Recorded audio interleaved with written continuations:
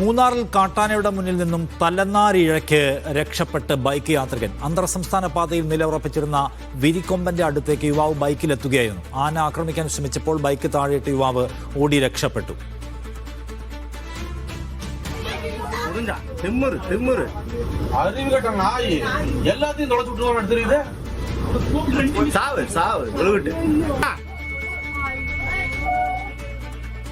ശരി, ആഷിക്ക് കൂടുതൽ വിവരങ്ങളുമായി. ആഷിക്ക്, ഇതിപ്പോ റിസ്ക് മനസ്സിലാക്കിയിട്ട് യുവാവ് അടുത്തേക്ക് പോയി എന്നാണ് തോന്നുന്നത്. ആൾക്കാരുടെ ശബ്ദമൊക്കെ കേൾക്കുമ്പോൾ ആവശ്യമില്ലാതെ പ്രകോപനം ഉണ്ടാക്കി എന്നൊക്കെ മറ്റും തോന്നുന്നു. ആ നിലയിലാണ് ദൃശ്യങ്ങൾ കണ്ടിട്ട് നമുക്ക് മനസ്സിലാകുന്നത്. ഏതായാലും ആ മേഖലയിൽ സ്ഥിരമായി ഈ വഴിയിലിറങ്ങി നിൽക്കുന്നത് നിരന്തരം അപകടം ഉണ്ടാക്കുന്നത്. രാത്രികാലങ്ങളിൽ മറ്റുമൊക്കെ ഇത്തരം വാഹനത്തിലൂടെ സഞ്ചരിച്ചു പോകുന്ന അപ്രതീക്ഷിതമായിട്ടാണ് കാട്ടാനകളുടെ മുമ്പിൽ ചെന്ന് പെടാറുള്ളത്. ആ പ്രദേശത്ത് ഈ 2 ദിവസമായി വരിക്കൊമ്പൻ എന്ന ആന സ്ഥിരമായി തമ്പടിച്ചിരിക്കുന്നു എന്നാണ് നാട്ടുകാർ പറയുന്നത്. മൂന്നാർ ഉദുമൽപേട്ട അന്തർ സംസ്ഥാന പാതയിൽ നടന്നതാണ് ഈ സംഭവം. എസ് വളവിനും പൊങ്കനോട്ട് ഇടയിലാണ് വിരിക്കൊമ്പൻ എന്ന കാട്ടാന നിലയുറപ്പിച്ചിരുന്നത്.